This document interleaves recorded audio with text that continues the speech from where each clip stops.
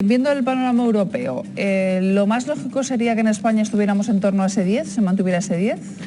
Nosotros aspiramos a que la luz como servicio básico esencial, que es fundamental para desarrollar una mínima calidad de vida en cualquier hogar, pues se pague a un precio reducido. La filosofía del IVA reducido es esa precisamente. Tenemos que pensar, por ejemplo, que la luz, la factura de la luz tiene un especial impacto proporcionalmente mayor en las economías menos favorecidas. Las que tienen menos ingresos tienen un mayor impacto del precio de la electricidad. Por tanto, nosotros aspiramos a que esta bajada sea, bueno, pues no esta circunstancia puntual y coyuntural, sino una bajada permanente que alivie la factura. Y luego mezclamos y hablamos de la subida del precio de la electricidad, que es otra historia, pero desde luego creemos que vemos países tan lejanos como Portugal, como Francia, como Italia, que tienen una modalidad de IVA reducido.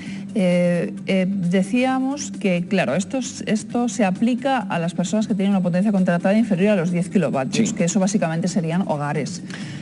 Empresarios, pymes, ¿les va a afectar esta bajada a la mayoría de ellos?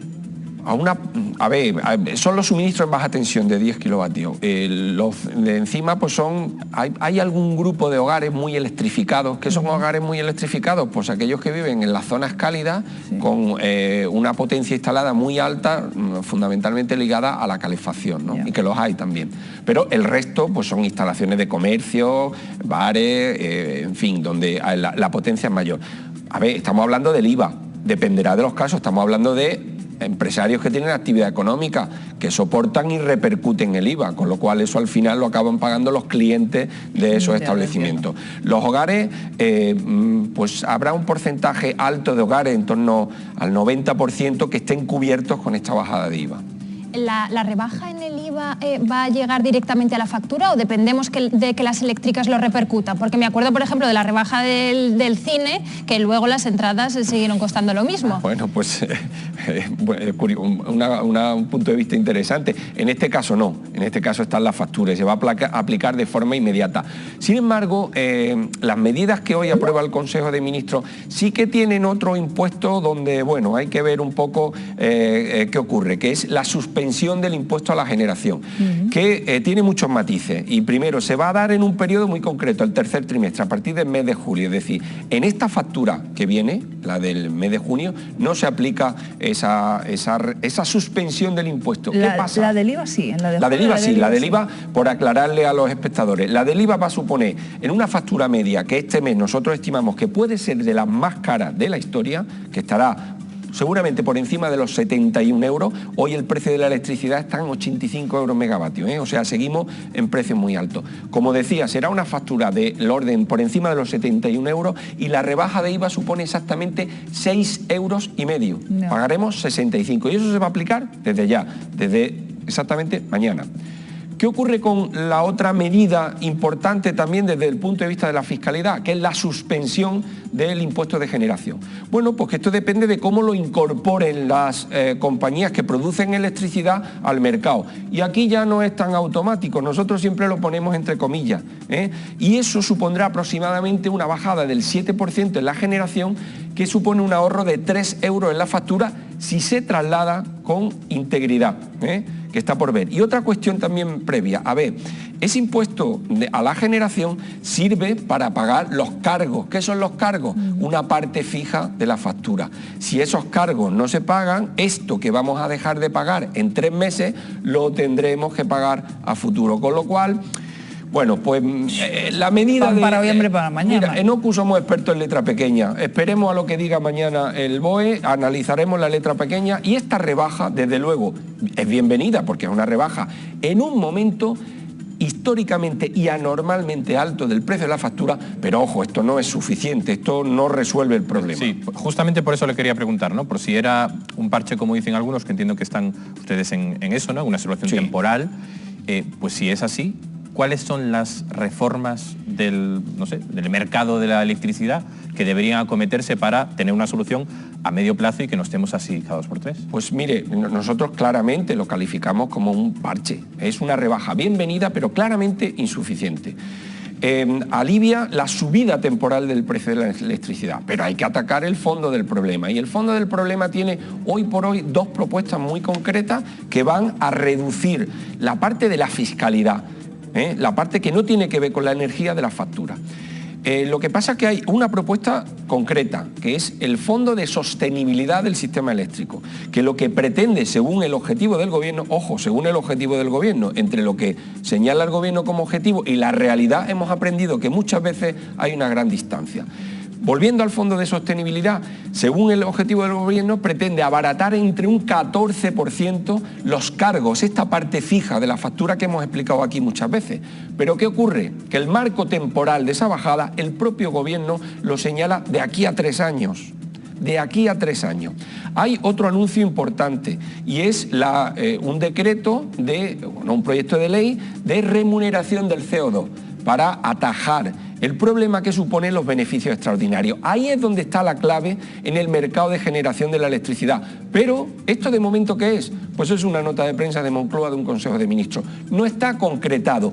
El propio Ministerio lo ha cifrado en 1.000 millones de euros, esa reducción de beneficios extraordinarios. Fijaros, antes se ha señalado que la estimación de la rebaja del IVA puede ser entre 900 y 1.300 millones según la autoridad fiscal. De eso estamos hablando, de quitar de los beneficios extraordinarios, que en la teoría económica clásica son los que se producen en oligopolio y en una situación de monopolio, y que cualquier gobierno europeo tiene la obligación de limitar. Por eso existen tribunales de defensa de la competencia y una autoridad, la CNMC en este caso, que debería atacar ahí. Ahí está el origen del problema, en un precio de la electricidad que hoy es de 85 euros, cuando, fíjate, el propio gobierno establece que el límite de la bajada del IVA serán 45 euros de megavatios, que es el precio normal. Enrique, habéis pedido una investigación. Sí. Sí. ¿Y se va a producir esa investigación? Pues a ver, nosotros la hemos pedido desde el mes de abril, porque el rally se puede llamar así, como en la bolsa, el rally alcista del precio de la electricidad viene siendo, con la excepción de Filomena, desde el mes de marzo. Ya la pedimos en marzo. ¿Qué pedimos? Pues que se explique por qué hoy, con una climatología normal, el precio está en 85 euros. Para que los espectadores lo entiendan, es como si vamos a la panadería, donde nos cuesta medio euro una barra de pan, y desde el mes de marzo vamos al panadero y nos pide 1 euro. Esto es lo que está pasando con la factura, está al doble del precio normal. El propio gobierno, en el decreto de mañana, va a fijar un límite de la bajada del IVA en 45 euros precio megavatio. No hay, desde OCU estamos convencidos de que la subida del precio de la luz no se justifica exclusivamente por la subida del precio del gas, que es verdad que ha subido, pronto lo notaremos en la factura del gas con una subida del 4%, o los derechos de emisión de CO2, que es verdad, han subido, pero ¿eso explica que tengamos hoy los precios que teníamos en el temporal de Filomena, una situación extraordinaria atmosférica? No, nosotros creemos que no. Nosotros creemos que hay razones intrínsecas en la regulación del mercado, porque el problema de la factura de la luz en España, a diferencia de otros países, es la mala regulación. Esto es muy complicado. Esto a los consumidores nos cuesta mucho trabajo explicárselo, no lo entienden. Pero hay un problema de fondo de regulación que genera un sobreprecio que, primero, penaliza a los consumidores en la factura, pero no te olvides, penaliza a los consumidores en todos los servicios. Ayer de Guindo hablaba de riesgo de inflación generalizada. Atención con esta circunstancia. La luz es un insumo que se traslada a los precios de muchas cosas. Claro. Y en España sufrimos desde hace muchos años un problema de mala regulación que pagamos los consumidores doblemente. Sí, ¿qué tal? Buenos días, señor García. Aunque estamos hablando de otra cosa, estamos hablando del sobreprecio de la tarifa de la luz y de la fiscalidad de la factura, sí es verdad que este anuncio de la bajada del IVA se produce inmediatamente después de otro debate que también afecta mucho a los consumidores, que es el modelo de la tarifa eléctrica que ha puesto el Ministerio de Transición Energética. Yo quisiera saber cómo lo valora la Organización de Consumidores ese modelo y si tienen ya una estimación de los costes que están soportando sobre todo los hogares más humildes y los comercios por ese cambio en el modelo. Pues mire, a ver, nosotros queremos separar lo que es el cambio de modelo de factura de la subida del precio eléctrico, porque eso lo enturbia las comparaciones. Nosotros nuestras estimaciones nos quejamos del modelo por una cuestión. Mire, el modelo traslada pues un esquema de eficiencia energética, de una luz por tramos horarios, donde va a permitir lo que hasta ahora era imposible, que es que el consumidor que quiera desplazar su consumo de una hora punta a una hora llana o valle, ahorre. Eso antes era imposible. ¿Por qué? Porque la potencia contratada era lo determinante en la parte fija. Por tanto, nosotros creemos que el modelo, en sí, su filosofía, es la buena. Discutimos el reparto de costes. ¿Por qué? Porque básicamente los cargos y peajes que pagamos todos los usuarios, en este modelo el 75% los pagan los hogares y la industria paga el 25%. No estamos de acuerdo con eso. No creemos que los hogares tengamos que pagar más que la parte de las industrias. Y a partir de ahí, las estimaciones que hicimos sobre...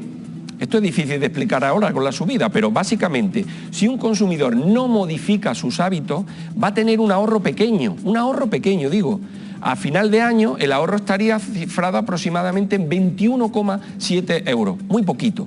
Pero claro, ¿esto el consumidor lo ve? No, no lo ve. ¿Por qué? Porque se ha puesto en marcha con precios históricos, claro. Porque ahora hay una gran subida de la electricidad que de alguna manera enturbia todas las comparaciones. Así que resumiendo, nosotros estamos a favor de un modelo de tarifa que favorezca la eficiencia energética y, hombre, nos gustaría que fuera más equitativo en el reparto.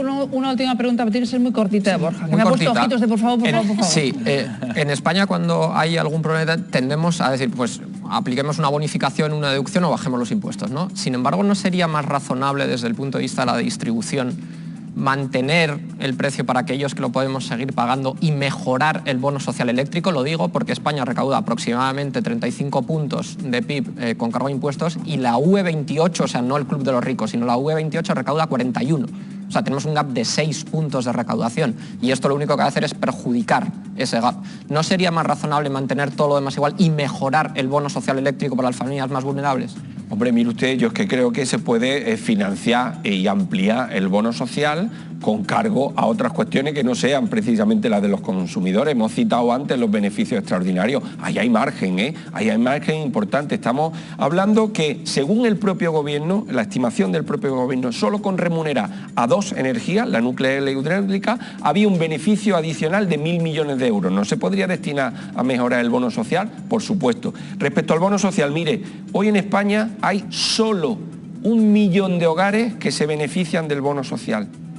Nosotros estamos convencidos de que hay muchos más hogares que cumplen los requisitos del bono social. Lo que pasa es que hay que ser serios. Aquí les pedimos una barbaridad de documentos. Es muy difícil gestionar el bono social. Una cuestión, la precariedad. Una persona que trabaja 2 meses y luego está en el paro 4 y luego trabaja 2 meses, no va a poder solicitar el bono social. Claro. Eso hay que facilitarlo. No está tanto en la cuantía, que también, o sea que el bono social hoy por hoy supone un descuento del 25%, pero nosotros insistimos más en la mejora del acceso que en la cuantía del bono social. Gracias, Enrique. A vosotros. Por arrojar luz sobre este tema.